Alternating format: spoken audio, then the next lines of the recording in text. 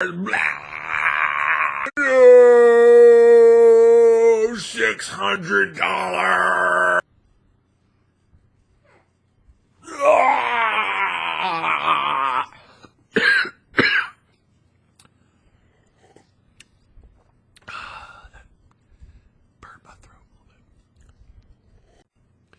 What's going on, you? I am Tyzilla83. Thank you so much for taking a little bit of time out of your day to check this video out. Obviously, we're talking about VR. We're talking about the Oculus Rift and all that wonderful stuff, but I got some things I need you to do at the end of the video if you would be so kind. So I need you to like, comment, share, and of course, if you're new to my content, tap that subscribe button. A fifth thing, it'd be nice if you do it. I'm going to ask you to do a fifth thing at the end of the video.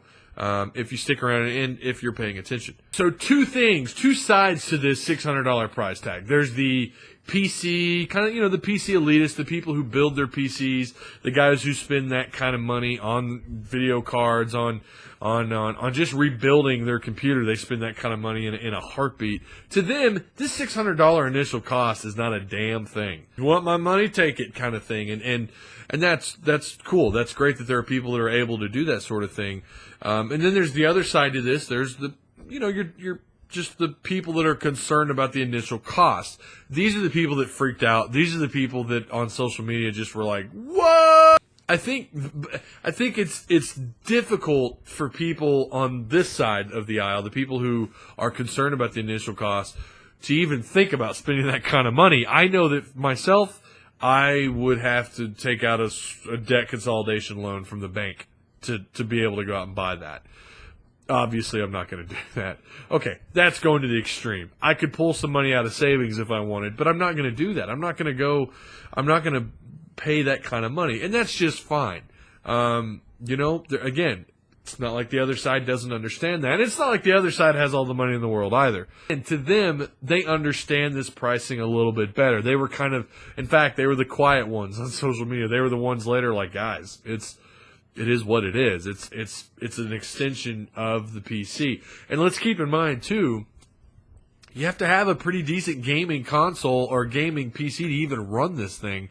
If you don't have a somewhat up-to-date gaming PC, I guess you're not going to be able to run it. So you might want to take a look at the minimum requirements, go look those up on Google or something, because they're out there and they're actually somewhat demanding. Not only are you spending $600 on this headset, on the VR, but you also may have to go out and buy, maybe a new card or do some things with maybe for whatever reason you're not running 8 gigs of RAM or, whatever's going on there. There may be some more cost involved in all this. So if I'm a fan of this, if I want this to be successful, I should take the freak out of people on social media somewhat serious, because they are consumers. These are people who are buying the hardware. These are the people who go out and buy the consoles and buy the games for the consoles.